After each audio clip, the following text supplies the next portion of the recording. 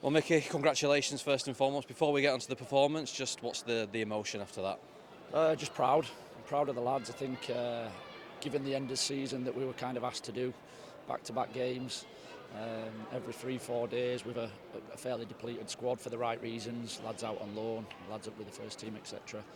I just think, all the credits to the players, the way that they've just powered through it, performance after performance, and then tonight needed a little bit of everything and we got it.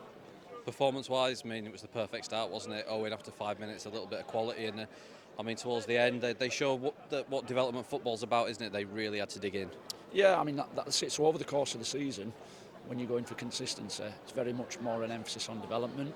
When you get into this stage of it, to make it a little bit more realistic to first team, you're going after the win. I actually thought the early goal, which often happens in football, made us a little bit nervy in the sense of you've got something to hang on to. So we never quite got going with the ball for the first 30 minutes.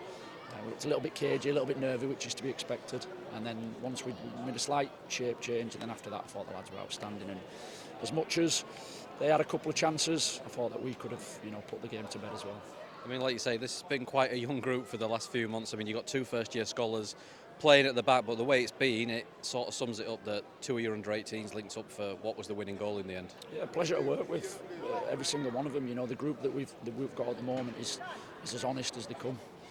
Any sort of information you give them, they'll do everything they can to carry it out. At the right times, we get the right sort of quality, and then I thought for the last 10-15 minutes, they showed the other side, that willingness to dig in, to fight, scrap, put the bodies on the line, and as I say, over the course of the season, in my opinion, the right team have come out on top. We probably sound like broken records because we start every season talking about development and we end up in this kind of position towards the end of the season. But you've had the best of both worlds, haven't you? Because you've had lads in the first team, you've had lads on loan, but you've got the bonus of this tonight as well. Yeah, and that's our job. We have to try and prepare them for first team. We're mindful that we're not quite first team, and there will be them elements where they struggle a little bit. We've had that over the course of the season, individually, collectively at times. But it's part of the stretch that they need so that it prepares them for the first team. And I said that to them at half time. There was a few in there at half time that you could tell were a little bit nervous. And I just said, look lads, this is first team, this is in the sense of the way the game's gone. You're not always going to have it your own way. You've got to adapt in game. You've got to find different solutions. The team's not going to hand a game over to you. And Birmingham are a very good side, so I'll take nothing away from them. Been very good all season. Very hard to prep for because there's a few different ways that they can play. But once we got to grips with them after the first 25-30 minutes, I thought we really started to show our quality.